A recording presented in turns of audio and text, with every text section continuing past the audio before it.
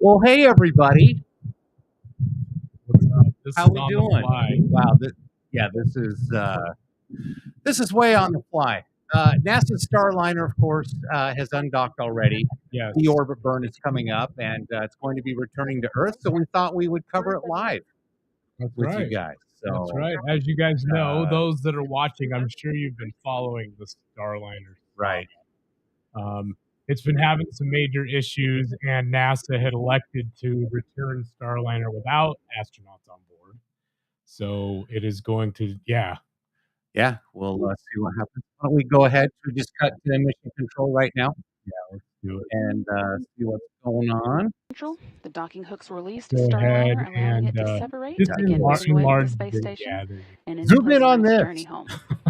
You can see that video from earlier today playing here. Yeah, so you're watching footage of here. Let me put my Put that on so I can kind of hear what's going on. Zoom in on this. All right, thank you. Okay, so this is obviously footage earlier of Starliner backing away. A beautiful display of Starliner's thrusters there. Do you think it's still making that noise? I don't know. I don't know. That's crazy. Hey, for those of you that that aren't familiar with the Ramp Check Aviation podcast, normally we do a live stream every Wednesday night, 7 p.m. Mountain Time, right here on YouTube, also X, Facebook, Rumble, and Occasionally Instagram on Live. Yeah, Instagram Live, but try to do that. But this is our first impromptu live that's nothing scheduled. So, hey, for those of you that are seeing the Ramp Check Aviation podcast for the Butch first Wilmore time. and Sonny Williams also had some words to say for the teams here on the ground as Starliner was making its way away from the space station. Okay. Station Houston, space to ground 2 for Starliner undock status. Let's listen in a second. Hey, Sonny, both the Starliner and ISS flight control teams have pulled go for undock at this time. The expected undock time is 22:04. Okay, copy 22:04.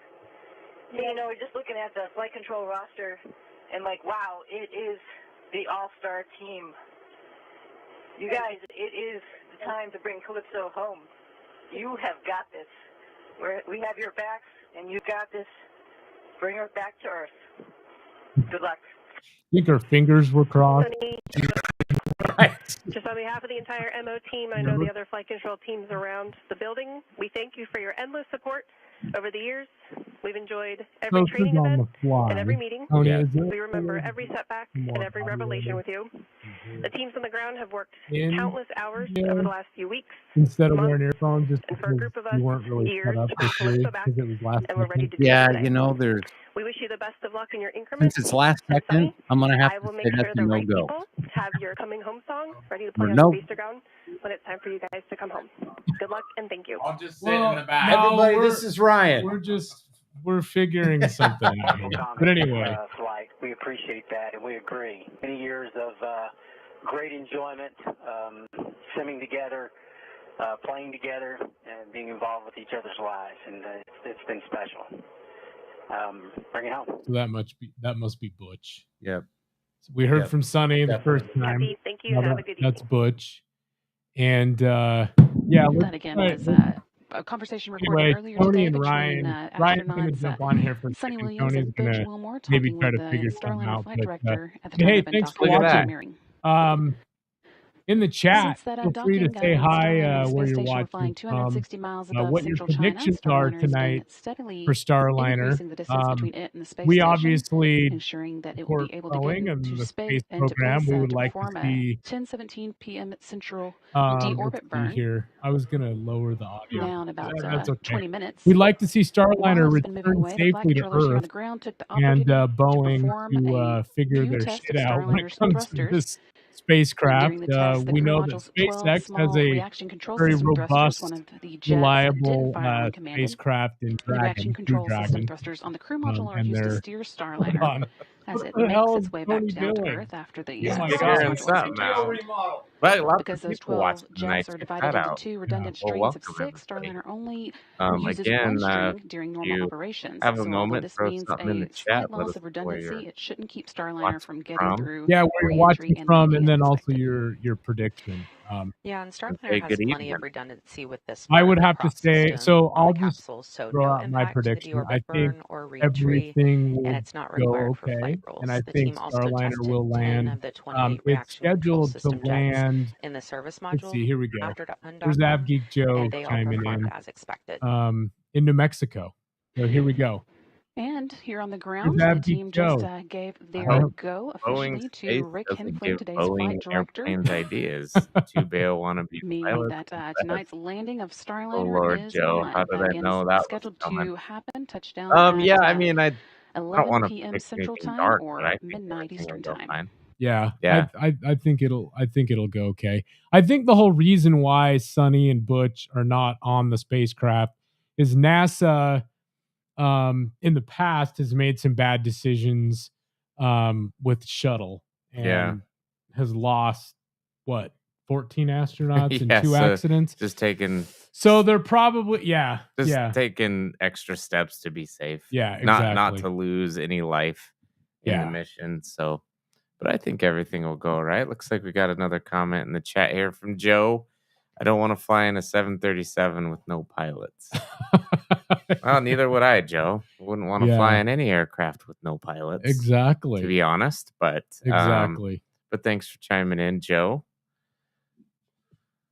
So for those that have not seen the podcast before, we're 3 brothers, Aaron, Tony, and Ryan. We're Av geeks. We're Av geeks to the core. We love to cover anything aviation, anything aerospace, anything that has to do with NASA or space flight, SpaceX.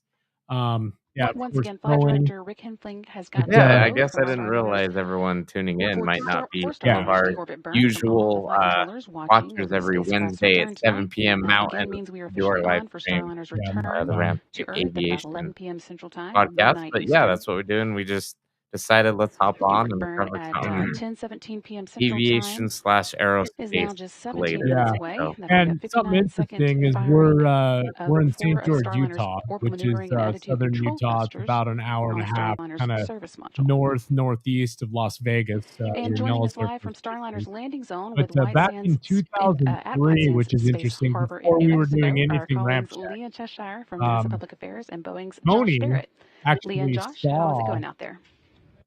STS 107 as it was going well out re-entering here. the We are atmosphere out over here in White southern Sands. Utah. The weather right now is about 75 He degrees doesn't have and any very footage light of it, winds, but he was approximately here. We were 6 miles talking per about it hour. the morning after. This looks like But potentially as a we picture know, from earlier today. It is most quite people dark out know, here at this STS point. We have a 107 beautiful view of the stars, broke up and we on are lined up in the re-entry convoy getting ready because of to roll. piece of foam off the That's right, Leah. So external I've been tank out here for upon both of launch, Starliner's previous pierced landings. The first one the was very wing cold. and The broke. second one was Hold on quite one second. warm, Tony's and jumping this in one here. feels just What do you about got? right. Oh, you're gonna We're that following there, along There we brother? go. with 2 Wow, main Tony has vehicles. the We've helm. got the MLCC, or the We'll Mobile have to Landing share some Control mics. Center. Maybe it'd be They're easier tied with down in Mission Control in Houston with the people that you're seeing on your screen So right I now. remember. So anyway, yeah, We also Tony, have the why don't you go ahead and METV, talk that's the about that mobile real data quick? and tracking vehicle, and on top of that, About it's got a 2003. What suite was of that? optics February? on It was top. the first week There's of an February. infrared camera and 2 remember that. visible And cameras, one of I them with a worked for telescopic Southwest Airlines focus. as a flight So those will be the first things that we'll be seeing Starliner with here make from that the leap. landing zone,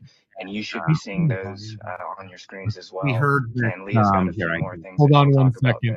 that should get some cameras on Starliner as well. Yeah, especially the Hold on. WB-57. Yeah, we'll Turn just this down just for a keep, second, keep just it, while we're keep it low. chatting. Yeah. I mean, you guys, you want to hear it, you want to see it, whatever. So we went up to the roof to watch the re-entry, and we were really excited. We spotted it, but it looked a little weird to me. Really? Yeah, because I had never seen anything like that before. I'd seen, meteors re-enter and break up and whatever.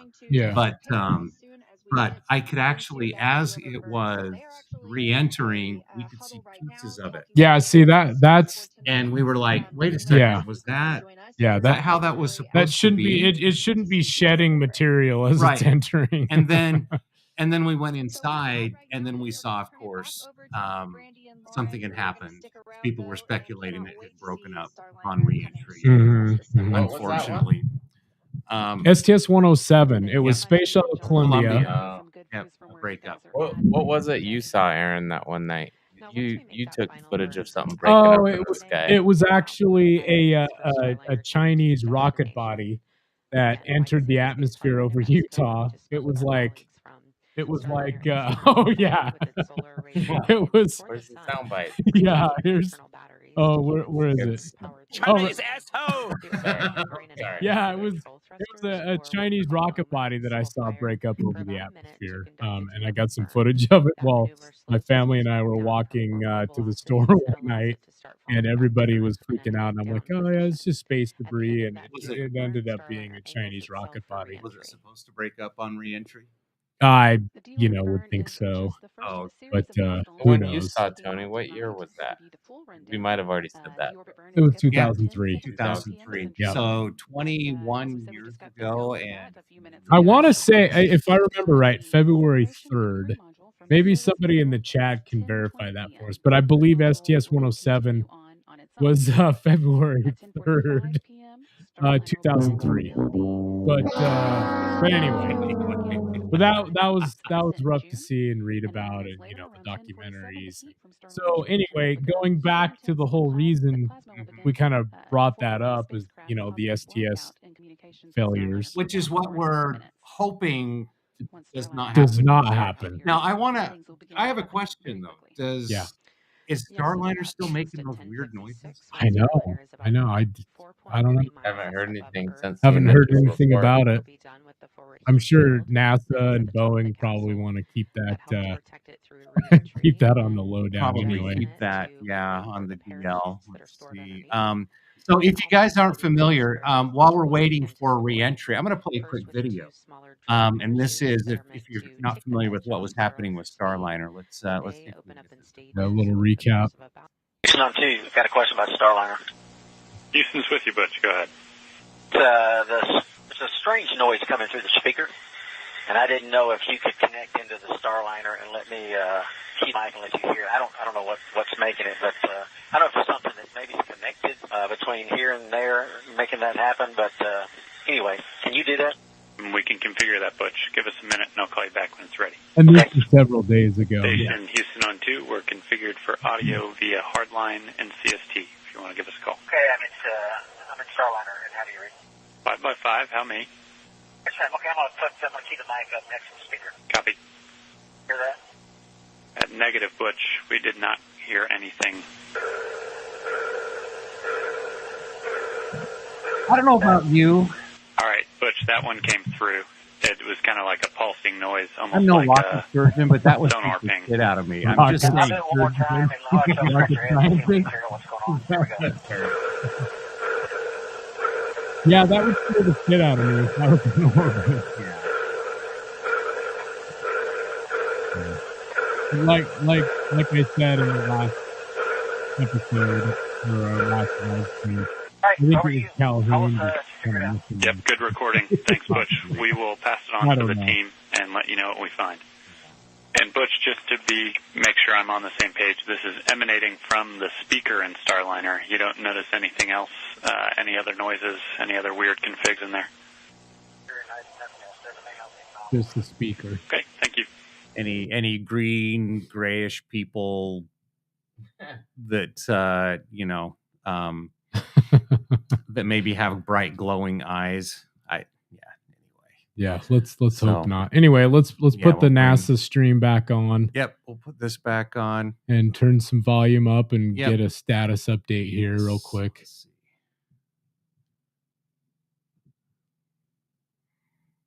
Silence. That does happen on the NASA streams. By the way, for all of you watching tonight, please join us in the chat. Let us know where you're watching. If you're familiar with the podcast, if you've seen us before, if you're like, who the hell are these three brothers? We'd love to hear from you. Of course. Yeah, we got a lot of watchers tonight on X, which is great. Absolutely. We can tell what the popular free speech site is, right? I know. Go The X. landing and recovery teams have been out in the desert preparing for the spacecraft's return for several days. I've been speaking with them to catch up on some of the preps that have been taking place. They ran through a full mission dress rehearsal where they practiced the landing and recovery operation with all the different groups and functions. And they've also been keeping a close eye on the wind direction to establish the best recovery zone out at White Sands. They've even sent up some weather balloons to check the wind speeds.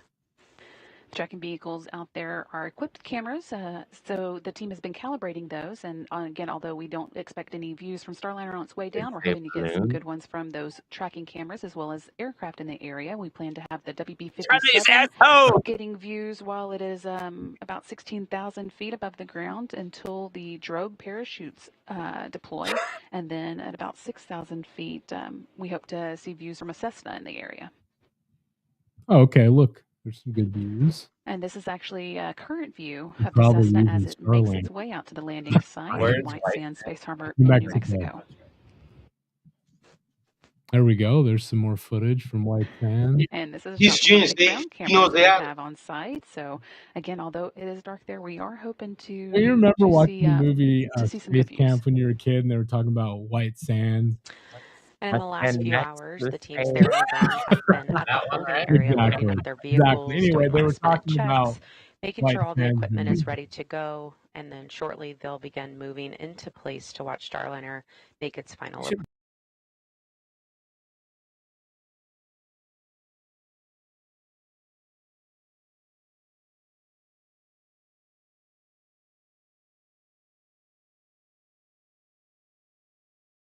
Teams safe the vehicle.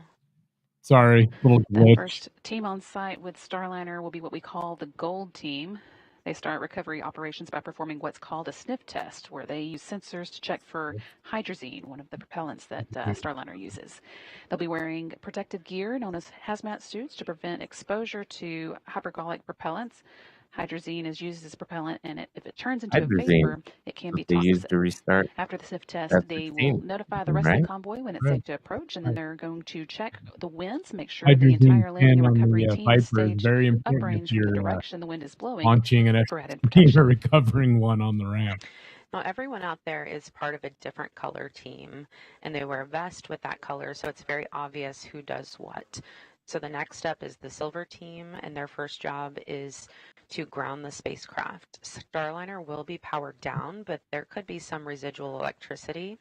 So before anyone can touch it, they will ground it and discharge it. All right.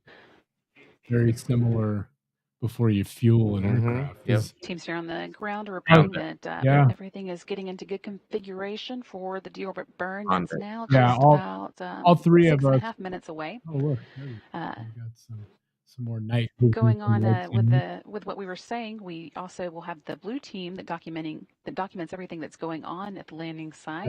These are photographers from both Boeing and NASA who have situational awareness cameras.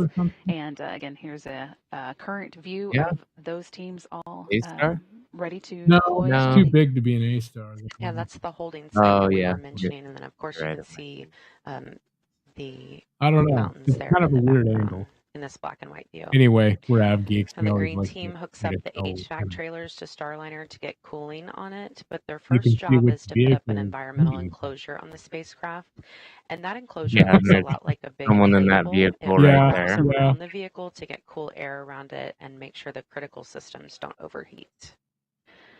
Then the red team opens the hatch. That is mostly Boeing Fire and Rescue. They will back up the mobile access platform to Starliner's hatch, giving the team access. It's kind of a dumb thought, but and Starliner will be bringing back more than 900 pounds of cargo, including and then they open it and they're like, boom! System, or what we call Norris tank, that NASA will service and refill for future space station needs. The teams will unload that cargo before Starliner heads back to Florida. Someone's at my front door. Just over 5 minutes to go now until tonight's 10:17 p.m. Central Time deorbit burn. Team here on the ground reports that Starliner has gotten into the right attitude, kind of the right way it's pointing for that burn. Gotta have a So good everything attitude. is looking good. We're on track for It's landing all at 11 I'm p.m. ready. Central, Let's midnight. go. We're gonna do this. If you guys haven't discovered, we're not your normal aviation podcast, just so you know. It was just anyway. Those of you that are that can comment, give us your predictions. What do you guys think? What do you think's going to happen tonight? Think the spacecraft, because the big issue with Starliner was the helium. It was the helium leak, which has to do with the thrusters on board. Right. And so far, those seem to have worked well. It it undocked, backed away from the ISS. With just a couple minutes or 4 minutes left to go until the deorbit burn, we're going to check in once again with the landing team and Leah Cheshire and Josh Barrett. All right, let's listen to the landing team. Thanks, Brandy. Yeah, we are out here just waiting in the convoy area. Now, most of the team is taking part in a safety briefing right now as we prepare to watch the deorbit burn and the reentry and then move in toward the spacecraft. Like you mentioned, it's really dark out here. Josh and I were just able to take in the really beautiful sight of the Milky Way. It's so dark. So once the capsule starts to re-enter the Earth's atmosphere, we expect to have a pretty good view of the streak as that plasma builds up around the capsule itself. That's right. We should be seeing it come just over the southwest horizon, right through the saddle of kind of the mountains that are just overlooking the mountain range here. And remembering back to OFT1, kind of the view that we should be having here is that we'll hear the sonic booms as well after we see kind of that plasma envelope.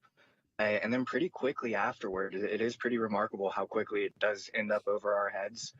We'll see the flashes from the mortars, which deploy those forward heat shield parachutes, which take the forward heat shield off. Then we start hearing those mortars, and then the parachutes start to deploy.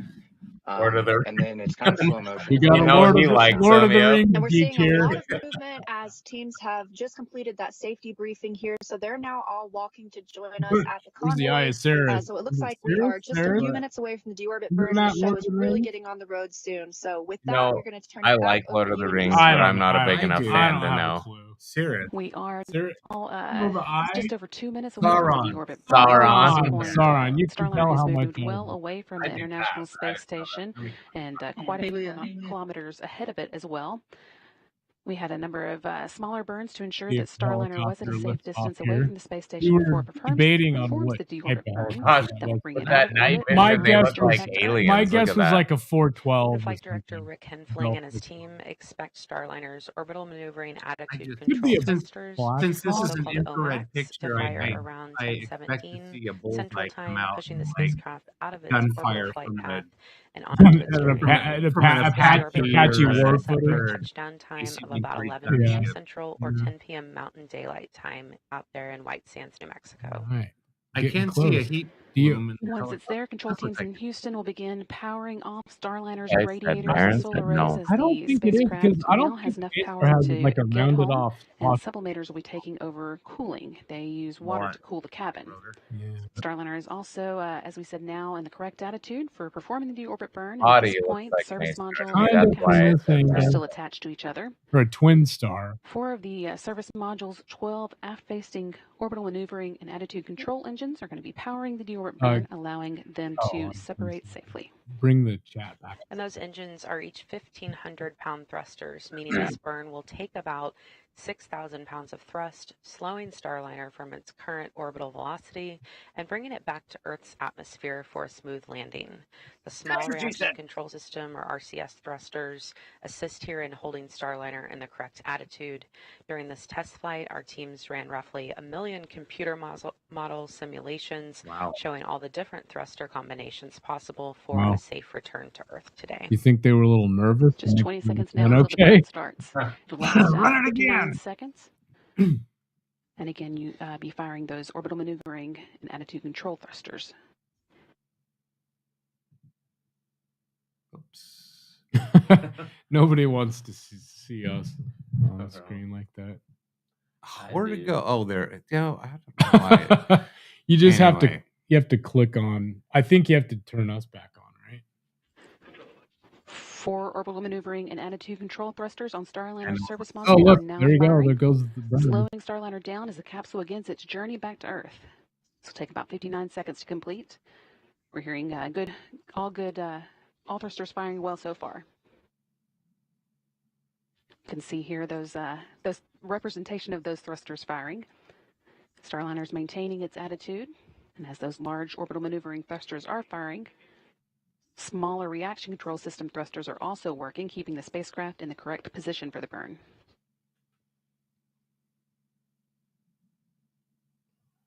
So the burn looks like it's happening just south of Australia.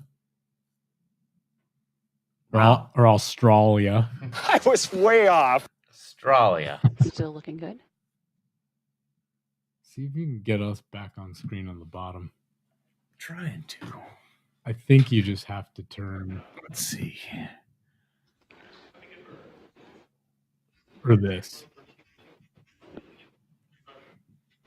Nope. And we did see the Doorbit burn cut off successfully. Oh, jeez. Reporting a good burn. Starliner is on its way to White Sands Space Harbor in New Mexico, and a planned touchdown at about 11 p.m. Central, midnight Eastern Time. All right. Just hit escape. Oh, there we go. There we go. Now you just need to flip those. So click this again. Yeah. There you go. Oh, nice. There you go. Much better. All right. This should be. I don't know how, but with that that mess up, we gained 5 watchers. So I figured that number would go down. Thanks for bearing with us. Next up on the to-do list for tonight is the separation of the service module. With the service module's job done, it'll be disposed of over the Pacific Ocean, leaving the uncrewed crew module to carry on alone. In addition to all its other jobs, the service module has spent the flight protecting the crew module's heat shield. Jettisoning it uncovers that critical piece of equipment, allowing it to shelter the spacecraft as it begins traveling back through the Earth's atmosphere. Hey, Wadman, how you doing, man? And make its final attitude adjustments. Looking good. To make sure the heat shield is at so exactly far the so right good angle for to Starliner. provide that protection. Everything and seems to be working as adjustments expected. are really just a strong capability of Starliner's guidance, navigation, and control system. In fact, on the 2 previous flights, Starliner made bullseye landings thanks to that system. Starliner's maneuvering into position for that jettison at this time. Yeah, it's like you can see the screen up in Mission Control Center. You can see how Starliner's like flipping around.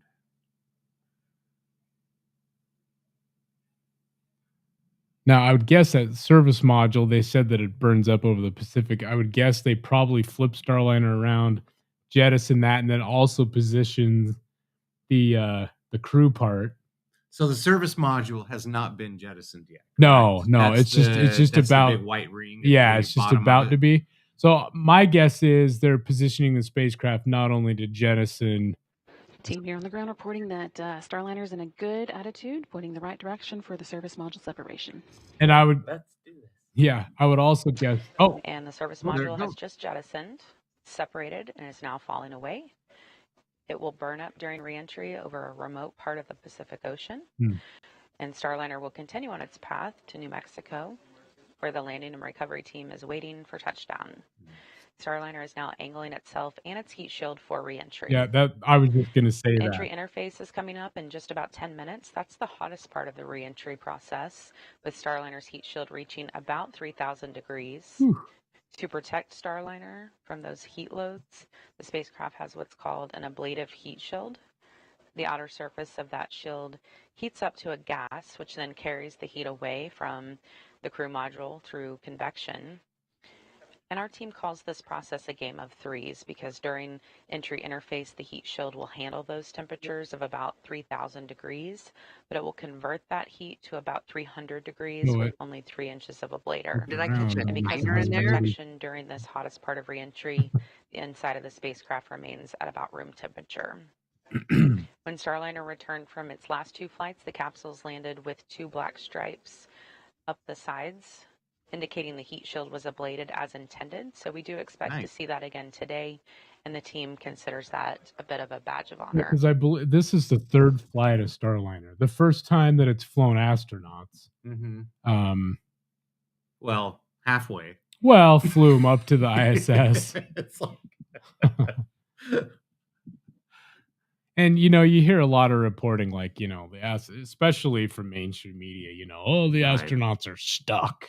Well, you know what? No.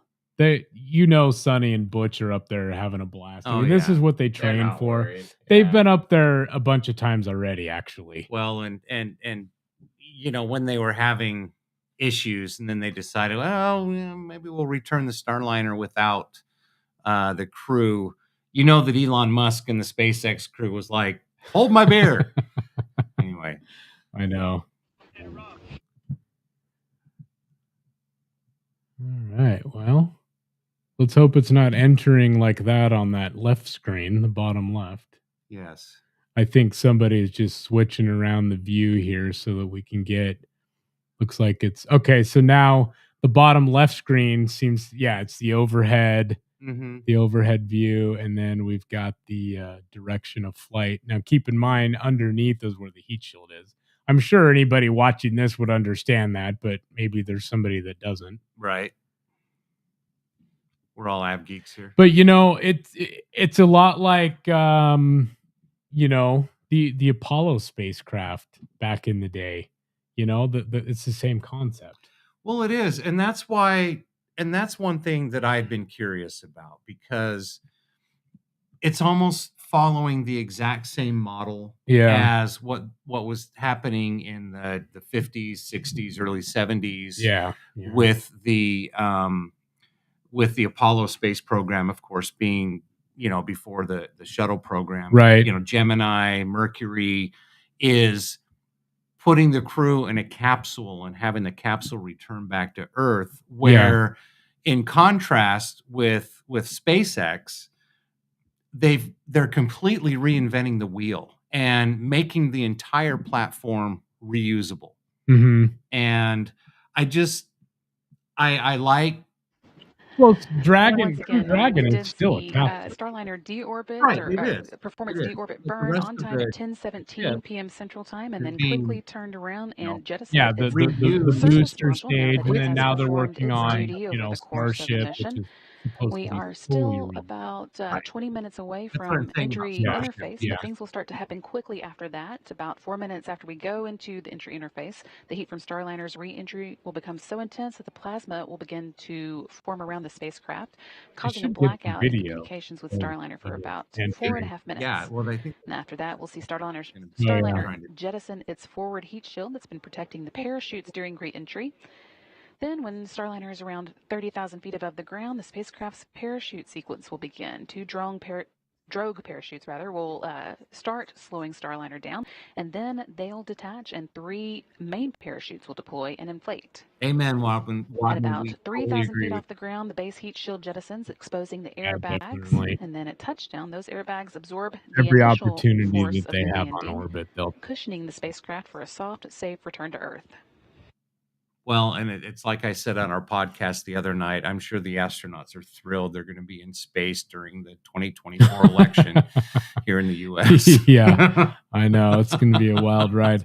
Hey, they're going to watch the fireworks from up there in the space station. The only thing that sucks, though, is there's 2 astronauts that have to be left behind now on the next SpaceX Crew Dragon launch to the ISS. That's true. In order to have room, because Crew Dragon typically is up to 4 astronauts. At least that's what they're configured for now.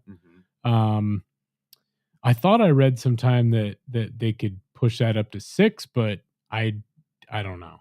I'm not 100% sure on that, but maybe if somebody watching could comment about that.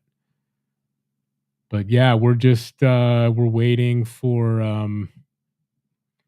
the data to come through on re-entry for Starliner. And hopefully we'll get to currently Starliner is about 213 miles above the South Pacific Ocean. It's just past the southernmost portion of this final orbit, coming around the southern coast of Australia, and now is going to begin making its way northward towards the west coast of the United States for that landing at 11 p.m. Central Time, midnight Eastern Time, at White Sands Space Harbor in New Mexico. So in just about 30 minutes. Again, we've had the deorbit burn that took place just as planned at 10:17, a 59-second burn that changed the Starliner speed by about 290 miles per hour, 130 meters per second. That made way for the service module separation, and the next milestone we'll be watching for is the entry interface coming up around 10:45. Mach 23.9. Still about 10 minutes away. Where is that? Holy shit. Up here. Top left hand. Top left hand. Corner of the screen. Yeah, it's moving in orbit. 23. It'll be interesting to see how fast that comes down. Yeah. And then look at the velocity too, the meters per second. 183 meters per second. 184. Yeah. That seems to be the only speeding up. Well, Mach is, each. I guess now correct me if I'm wrong on this, but isn't the Mach meter measured once you're in the atmosphere? It's not live view here of the recovery. Yeah, I don't know. If anybody listening, near the landing site, ready to move in once Starliner touches down. And we're hoping we are taking off milestones as expected for that 11 we p.m. need 3 Central, shoots.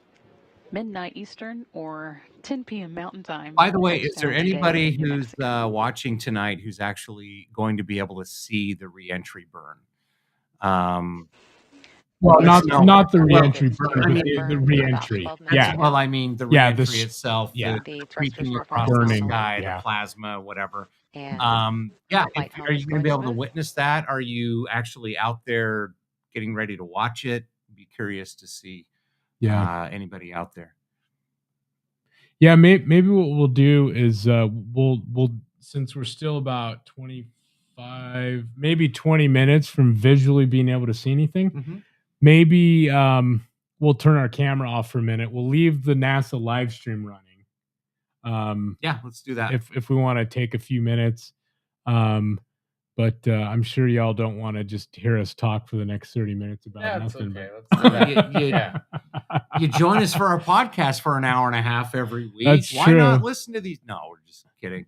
Anyway, why don't we do that? We'll turn our camera off for a minute. We'll just keep the live stream going. And if you guys want to chat with us or amongst yourselves, you're more than welcome to.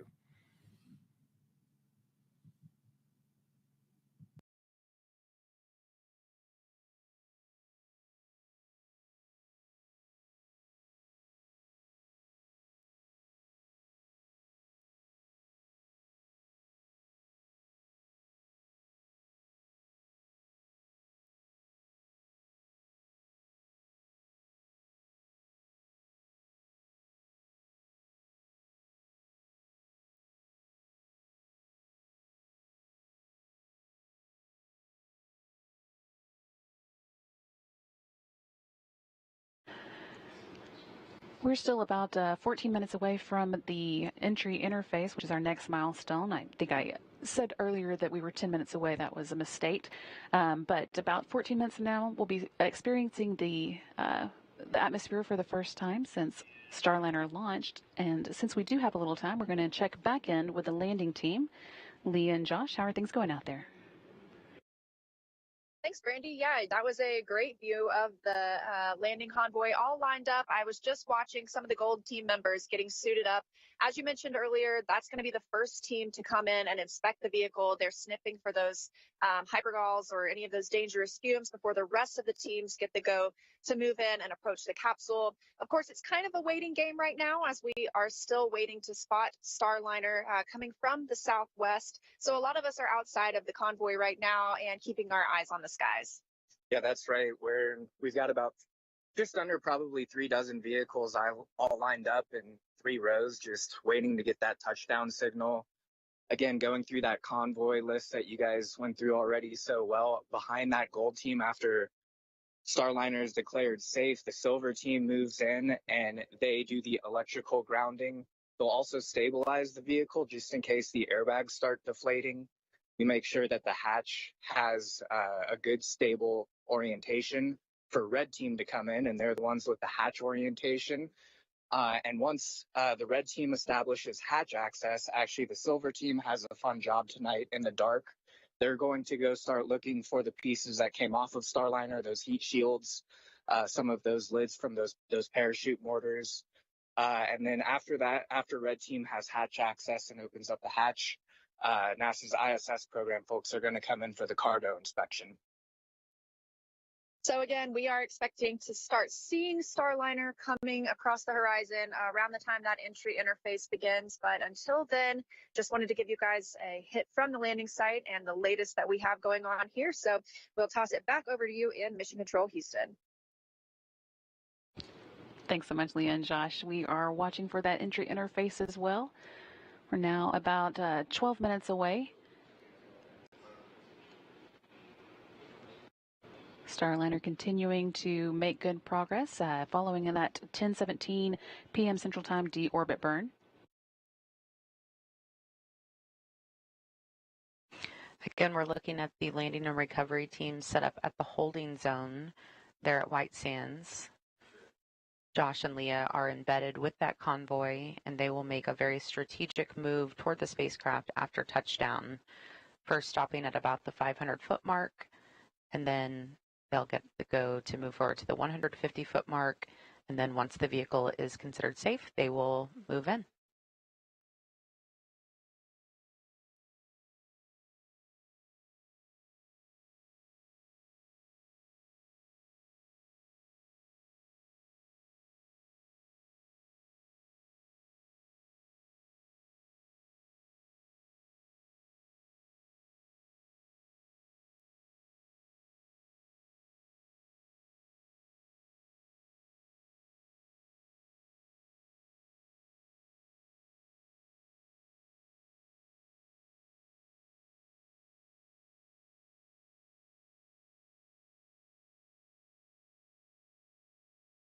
With the deorbit burn complete and the service module separated, the spacecraft's heat shield is now exposed and ready to begin experiencing the atmosphere again.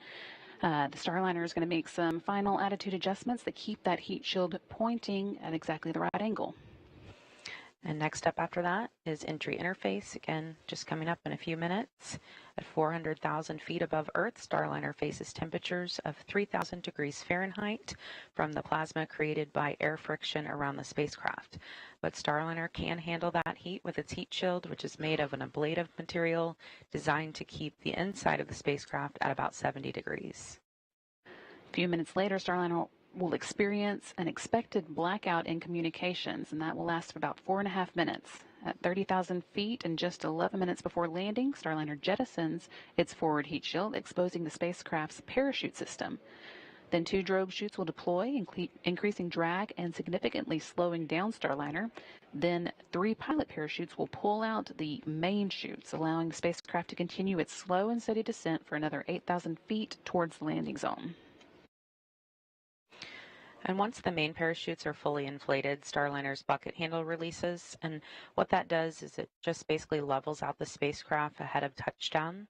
And then the base heat shield that protected Starliner through reentry will separate at about 3,000 feet, uncovering the landing airbags. Those airbags, of course, will fill with nitrogen, allowing for Starliner to land softly and safely there in the sand. Less than 10 minutes to go now before we do get to that entry interface point, and now just 24.5 minutes away from the landing at White Sands Space Harbor. Everything's pretty quiet in the room, which is a good sign. Things are continuing to go smoothly as Starliner begins making its way back to Earth.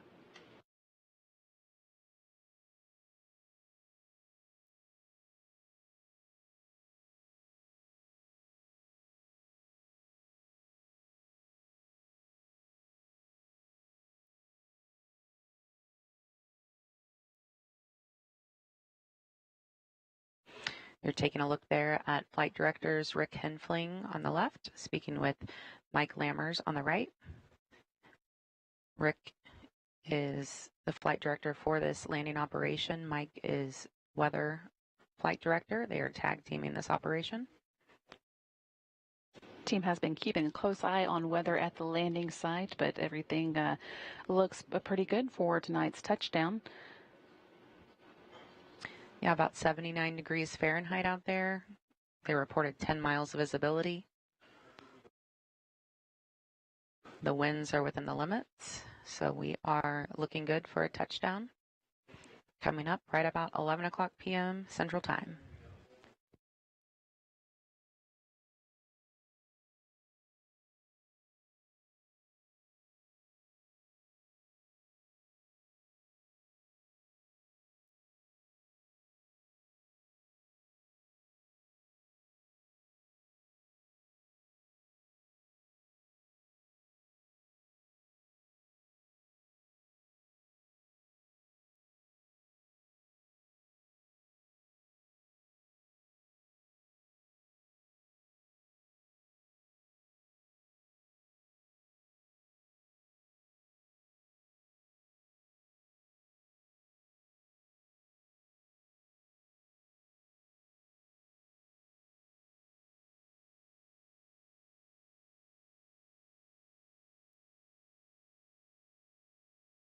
Seven minutes to go now in tool entry interface, and then that intense heating will start about 2 minutes after we do begin the interface.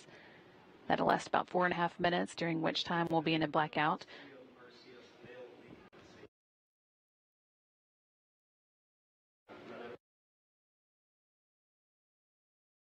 Starliner is currently about 130 miles, 149 miles rather, above the Pacific Ocean, heading northward towards the western coast of the United States, and it's touchdown in New Mexico.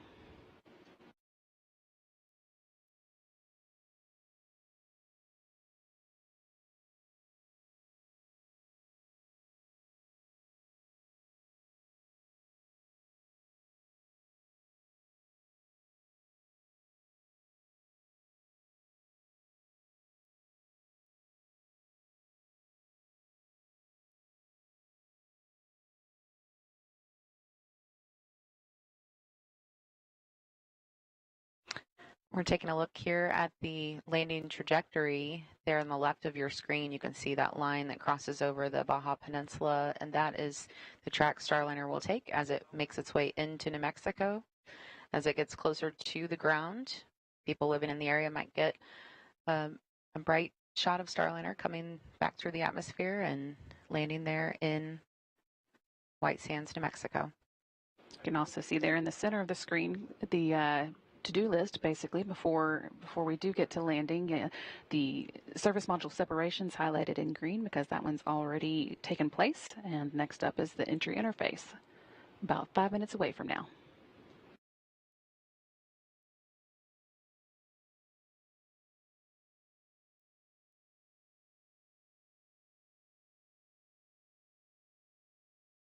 And flight controllers here in the room are reporting good attitude for that entry interface coming up again in just under 5 minutes.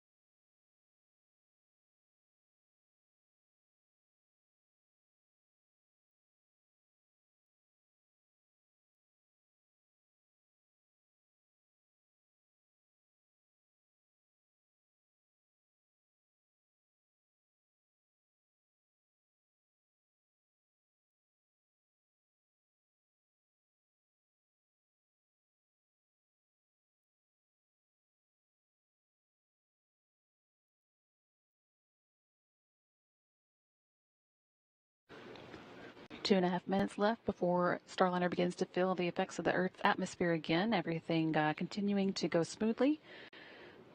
Flight controllers here in the room are quiet as they're working through their steps, but all going well so far.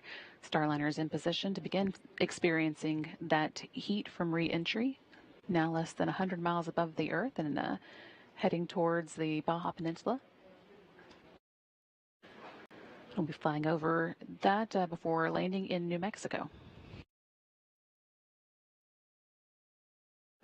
Just 17 minutes to go until landing.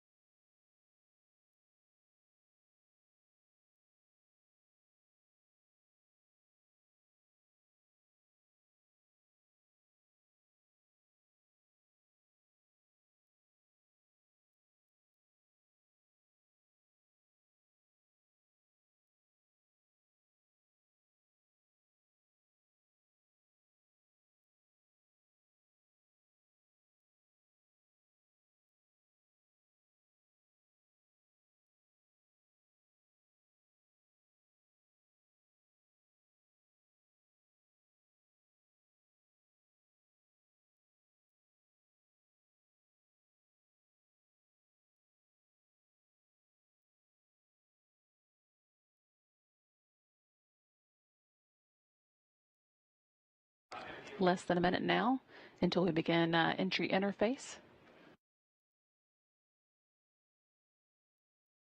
Again, about 2 minutes after entry interface starts, we'll begin seeing the heating really get intense, and we'll go into a 4.5 minute blackout.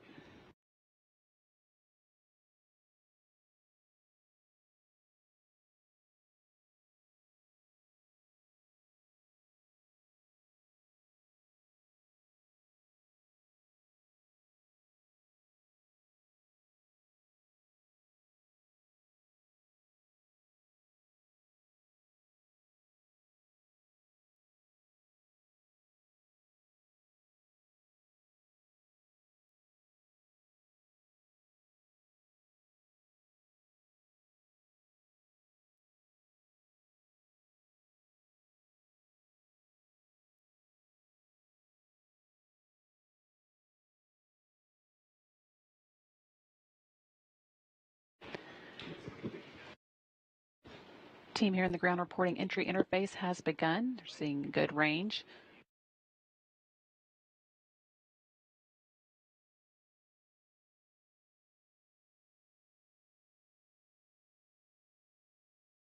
Seeing another view from the landing site, or the teams getting ready to move out to the landing site here.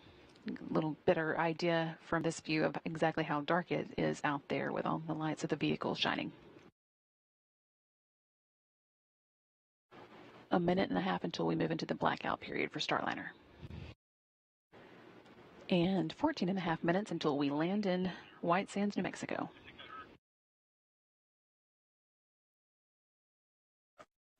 The Starliner enters Earth's atmosphere at 17 times the speed of sound, which could create a sonic boom for folks living in the area. It will then be slowed down by parachutes to a speed very similar to what you might experience while going down an elevator inside a high-rise building. The vehicle then comes to a safe, comfortable stop at landing.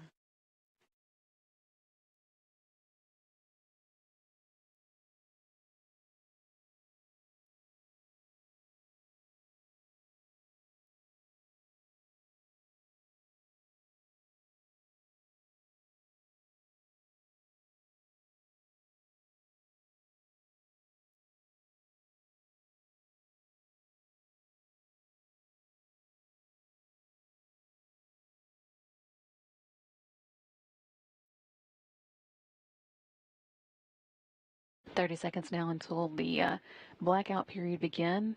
Due to the compression of friction and friction of the air, the molecules generate a very hot plasma that causes the red-orange glow you often see appear in post-flight imagery on many spacecraft. Although we won't get to see that tonight, it will happen. It causes an expected communication dropout. This one will last 4.5 minutes as the vehicle goes through a time when plasma interferes with the satellite signal. We expect that blackout to end around 10:52 p.m. Central. Well, this is also the time that I mentioned earlier where a Starliner in the past 2 flights has gotten that black mark along the sides of it, and that just really proves to our team that the ablative heat shield or the ablative material around Starliner is doing its job, and the heat shield is pushing that plasma away.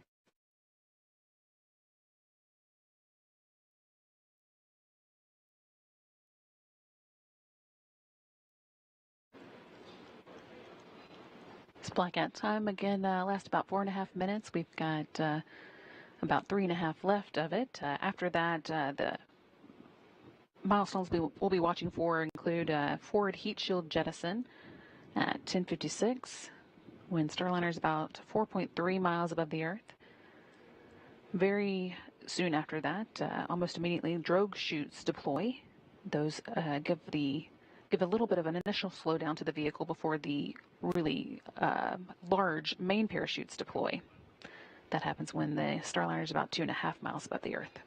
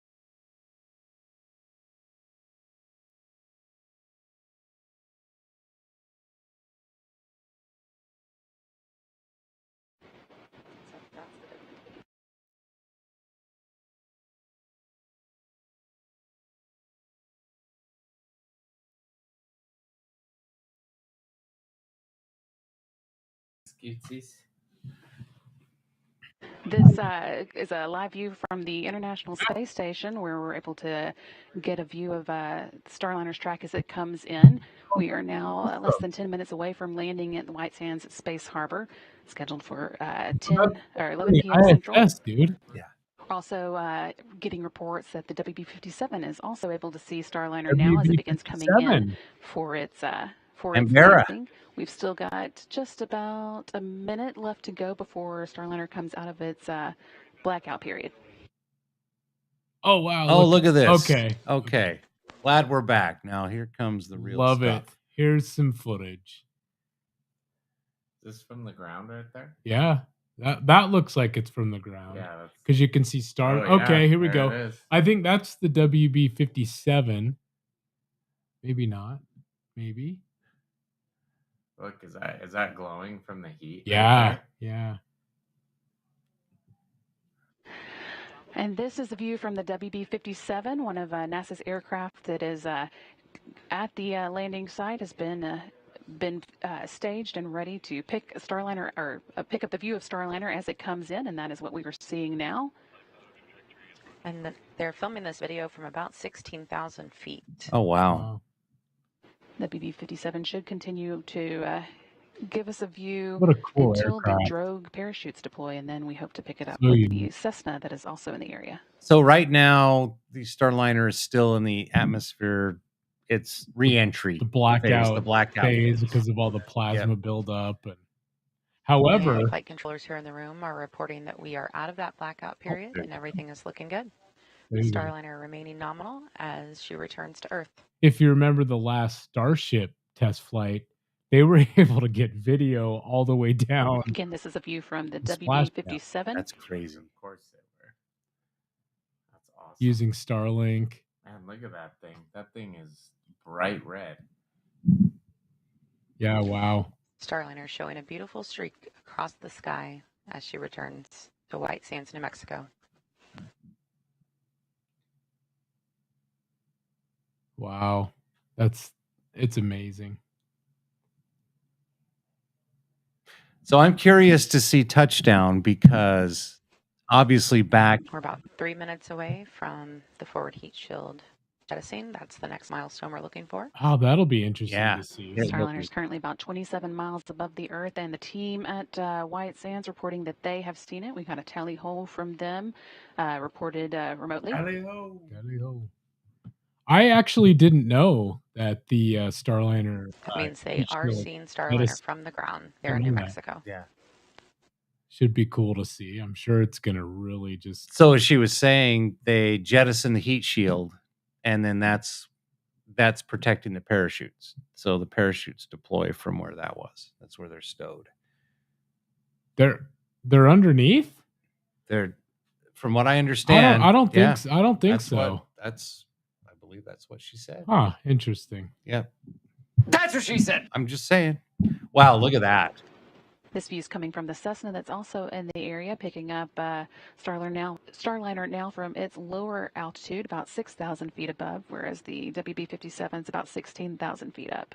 We are now just 6 minutes and 22 seconds away from landing. I wonder what its velocity is right now. We should also just be a couple minutes away from the forward heat shield jettison, which will bring on the drogue parachute deploy, followed by the main parachutes. Nikon. That's because they donated them. I don't know. And the strobe lights on Starliner. No cannon.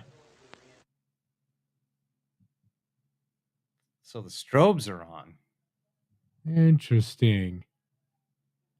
Okay, top has to come off for the parachute. Oh, okay. There we go. There you go. That's what I thought. Because I was Thank you for clarifying. I was like, I don't think the main heat shield, which is underneath. Starliner is now over the landing site, and that strobe light will help the teams actually track Starliner on the ground because it is very dark out there. I'm sure once the main heat shield comes off. Now about 12 miles above the landing site and just 5 minutes away from landing. All right, 5 minutes away. This is kind of cool to watch. This is cool. And thanks everybody for joining us to watch it with us. So I'm wondering if the number at the top left of the screen is the target altitude. No, it's got to be. It's got to be your. Got to be the aircraft. No, I don't know. What's MSL? Means sea level. Oh, 34,000 feet. But I don't know if that's the aircraft. Now for the forward heat shield jettison, that should be coming up.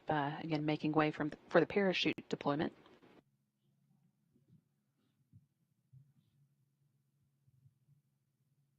Now it's got to be the aircraft because it's staying pretty. Yes, Joe, we get that. All right, and that. Oh wow! You're seeing on your screen.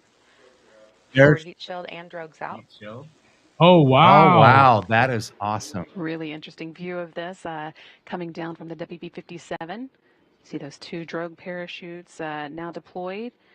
Nicely done. The vehicle down initially until it gets to a safe speed for the enormous main parachutes to follow. Okay, so those just slow it down. I was going to say, those are just the drogue chutes.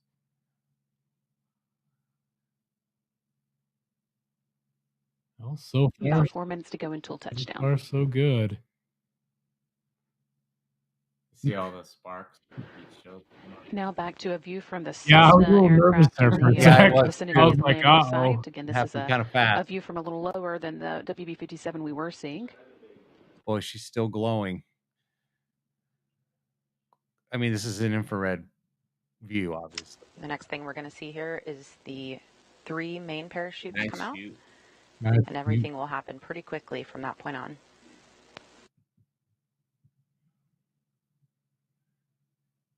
Infrared. After those mains are out, we'll see the bottom heat shield that has been protecting Starliner through its journey through the atmosphere come off. That makes way for the landing airbags to deploy. Okay. So what did we see the first time? That was the top. Oh, there we go. There's the 3. And there's the main parachutes there on your screen. Yeah, we need 3 3 out. currently reefing. There you go.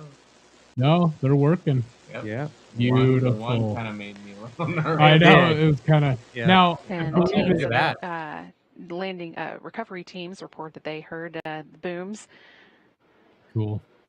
as those came out. 3 good mains fully open there. You can see Starliner in a slight tilt, so we're going to see the rotation handle It does. move here shortly, and it what are we will level out watching here? Starliner. But 3 good parachutes, looking great. That's what you want. Just a little over 2 minutes until the expected landing time, and we heard the rotational handle has been released, so you can see that tilt evened out. Yep. Next up is the back heat shield jettison. Well, so far so good. There it goes. There it goes. And there it goes. And then the airbags. That again makes way for the airbag inflation. Yep. Nice to see that. You can see the airbags deploying there on your screen. Those airbags are filled with nitrogen as they guide Starliner safely back to the desert floor.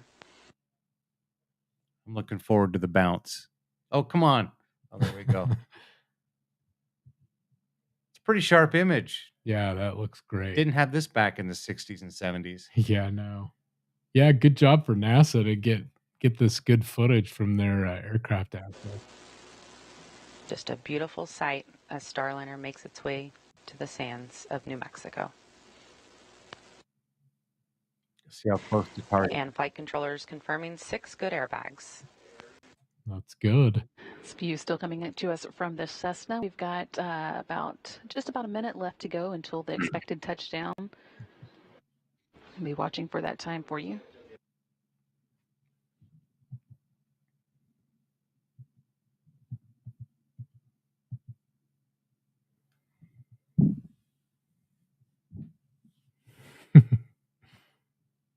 Zoom in on this.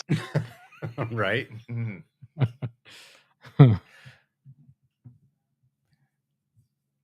Yeah, looks great. I'm glad re-entry went well. So far, everything has functioned as I guess it appears. Okay, anybody want to so. place any bets that Ryan's right, that they're going to pop the hatch and the crew will be like, hey, guys. Boo. Supplies. Just about 15 seconds away from expected touchdown. It wasn't me. Yeah, that's You're seeing the ground there in your screen as we get closer. It's interesting that Boeing chose to recover on land versus like the Artemis program is they're going to recover on water, kind of like the Apollo missions. Mm-hmm. Well, that's one thing I think is so cool about Starship. Yeah, is it's just going to land on the surface. Right. And Dragon, they recover that in the ocean too, just like the Apollo days, which is interesting. Oh, check this out. So this comment is from Lisa Allenson Broman. Linda. Oh, Linda. Sorry. Touchdown. There goes touchdown. Nice. Back on Earth. That landing coming at saw it streaking over the 11:01 and 35 seconds Central Time. 10:01 and 31 seconds Mountain Time at White Sands Space Harbor at the U.S. Army's Missile Range in New Mexico. Beautiful. Our landing and recovery teams will now wait for clearance before making their way to the spacecraft. That one sheet. One of the changes required with no crew on board is that the team here in the flight control room will be the ones to command the a pretty good idea of what the wind direction is to be cut away so that the wind doesn't pull the capsule along. But there it goes.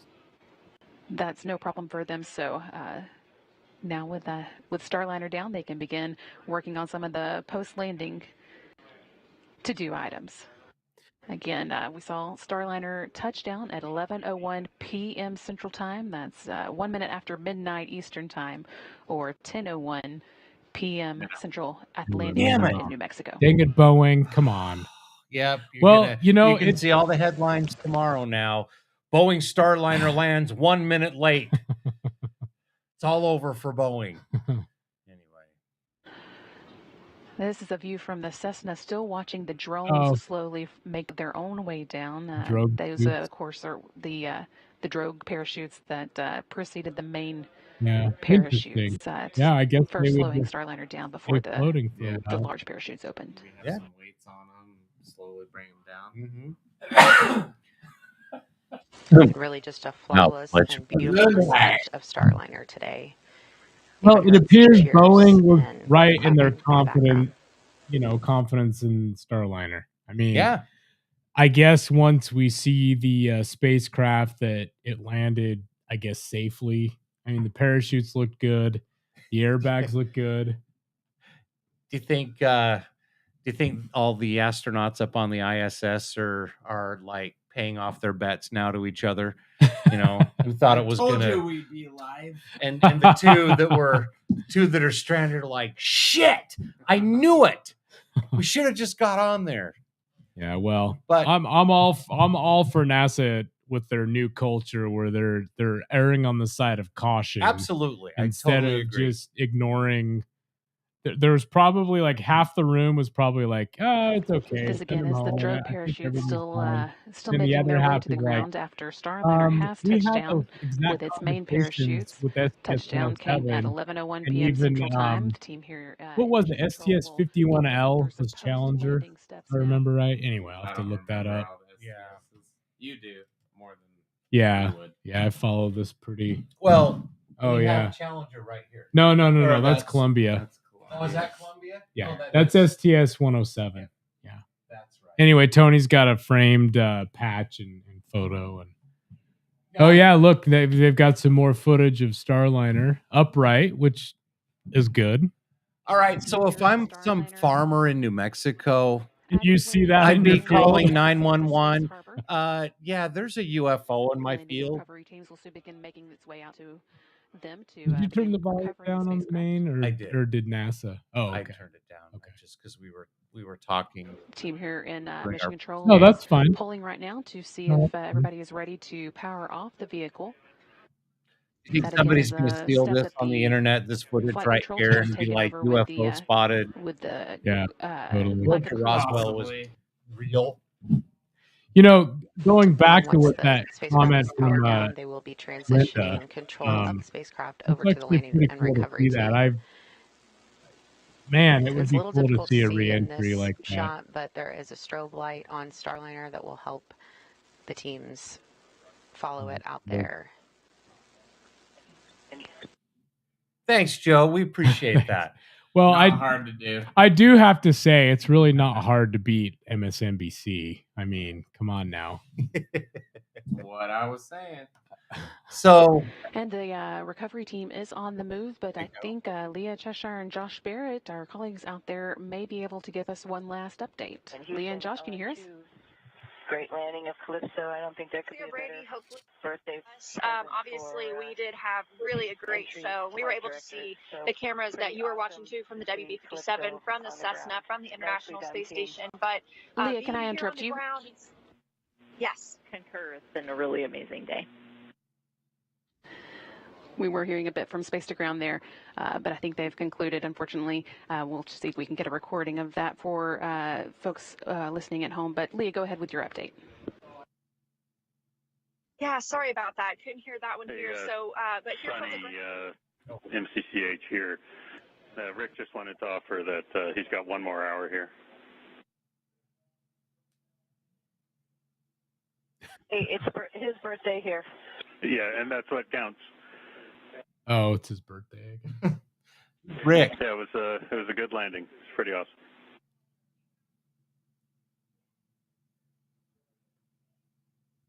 You guys are the best. You are the best. Thank you.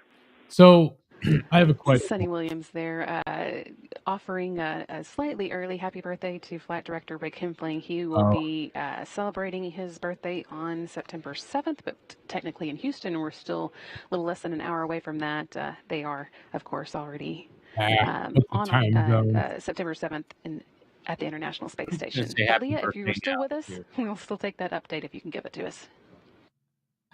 Yeah, so as I was saying, we got to see the capsule and the plasma trail coming up over the mountains from the southwest. Wow.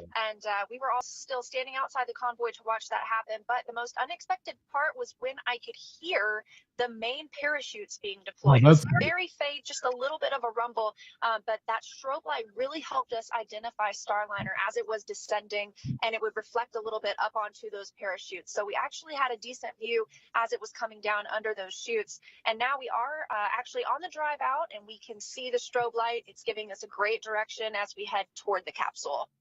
Yeah, that's right. We are actually making our way down the former space shuttle runway, literally driving right down the middle of it. Starliner is a little bit towards the southern end, so we see that strobe kind of in the distance there. But we will make our way to the 500-foot mark, where Gold Team will move in and begin their assessments. And then once they declare that proximity operations can begin, the recovery ops will really get underway. And with that, I think we were going to toss it back to you, Brandy and Lauren. If you don't hear it from us again tonight, just wanted to say thanks for letting us be part of the broadcast and give you the perspective of all the hardworking ground teams, both NASA and Boeing, out here at White Sands in New Mexico. So with that, them, just kind of leave it on screen, and let's just have a quick little discussion before we end our live stream. Yes. But so, brothers, Ryan, Tony. So let me ask this first question.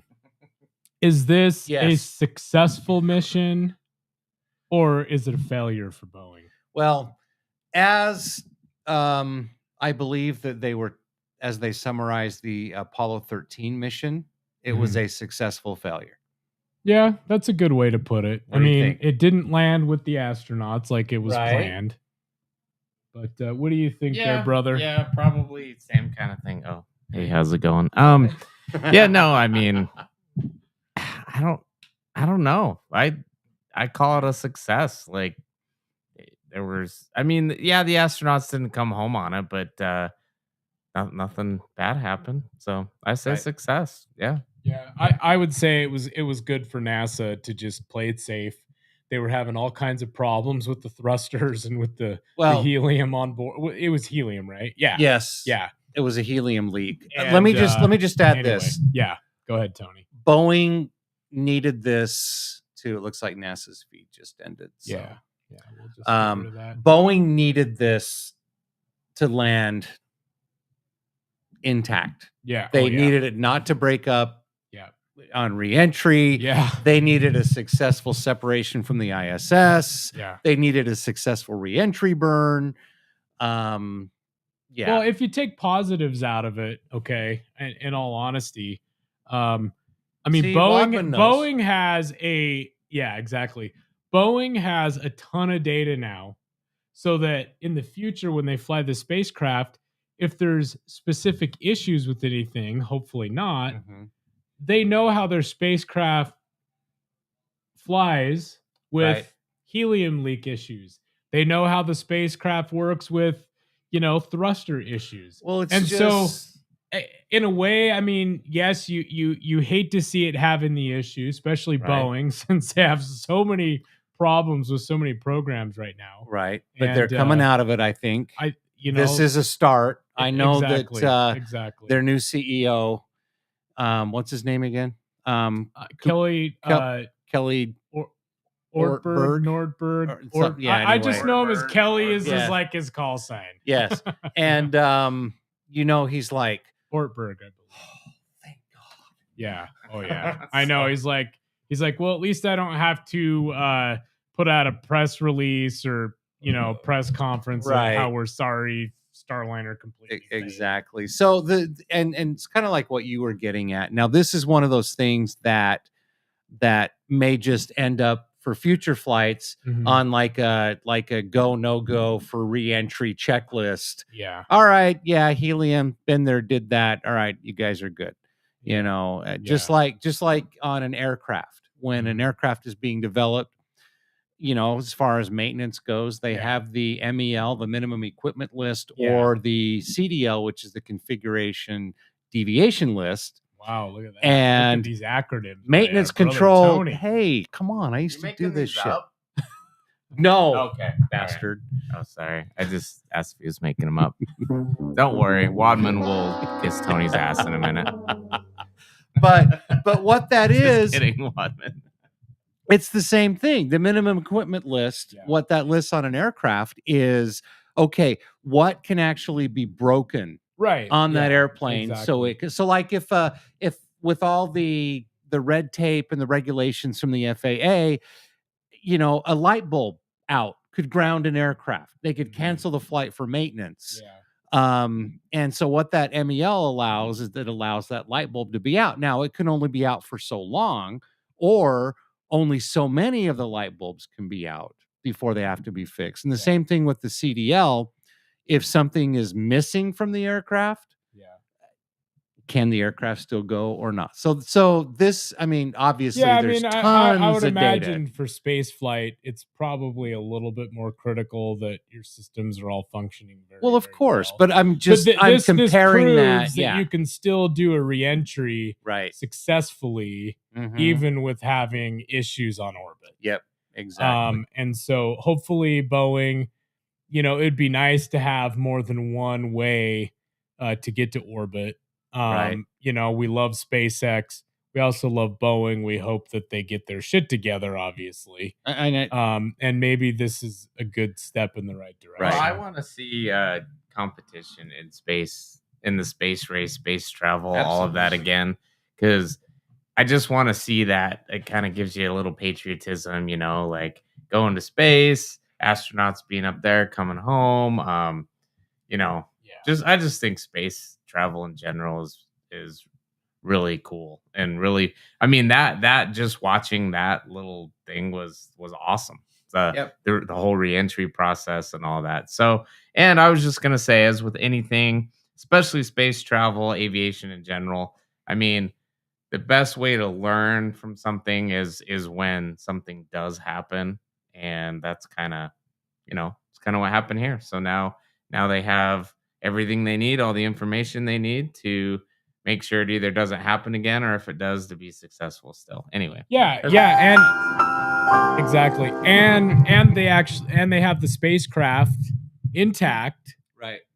They can go into the systems, they can tear it apart, figure out what components failed, above and beyond just with their data. And hey, there you go. That's for you, Tony. Good point, Wadman. Sorry, Aaron. Continue. That's true. But it's only right once if it's a 24-hour military clock. Right? That's true. That is true. But anyway, hey, it was fun jumping on. Yeah. We hope to do more of these things. Whenever some kind of live events going on, we thought it would be perfect to try this out with Starliner returning tonight. All three of us brothers are together in one room, working together this weekend down in St. George, Southern Utah area. So Jesus, I look perfect. pale. I know. We got to do Your something with lighting. Tony's camera and his lighting. Fix my camera and my lighting, because I don't really look this sick all the time. I know. Only True. when I'm doing the podcast. Anyway, let's see. We got a couple more. Let's see. We got Boss Window Cleaning Services LLC. Good to see you guys. Hey, you know what? They just did the windows at our house.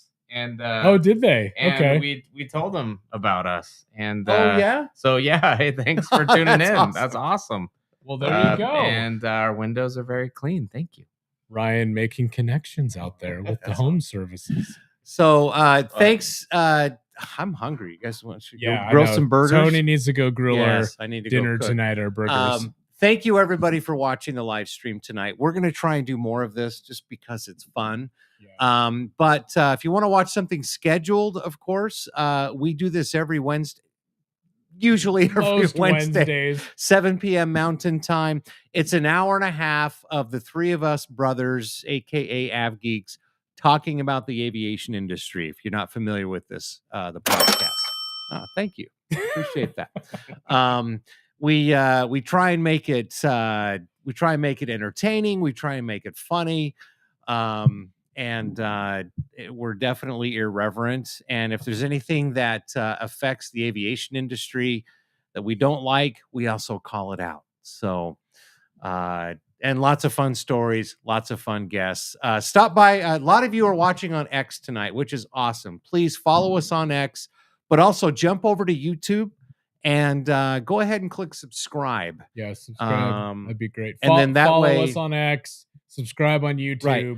That way on YouTube, you'll get notified every time we jump on live when it's not Wednesday night at 7 p.m. Click on the live tab. You can catch all of our other all of our other live streams as well. We've got a lot of shorts up there. We've got a lot of other content. Video, a lot of other content on our YouTube channel. We love air shows. We go to Red Flag 2, sometimes 3 times a year. There's lots of great footage from Red Flags. And we may have a little surprise coming up soon. Yeah, we're pretty excited about a little project here, so we'll fill you in on that. And we cover media events too. We love covering military. We just covered Warriors over the Wasatch Air Show at Hill Air Force Base, Utah. That was so much fun with Mock, the new F-35, U.S. Air Force F-35A Lightning II demo team. She's the new pilot and commander. She's great. Just interacting with everybody, like-minded av geeks. That's our thing. Media day at Hill Air Force Base is always great too, covering F-35 demo team. Hey, it's right in our backyard, so we have a passion for that. A lot of fun. But we would love your follow on our socials and subscribe on YouTube. We appreciate you watching tonight. Yes. So, having said that, I'm Tony. I'm Aaron. I'm Brian. The hell? See ya. That was a sign. Oh, what about your traditional sign off? Good job. Good day.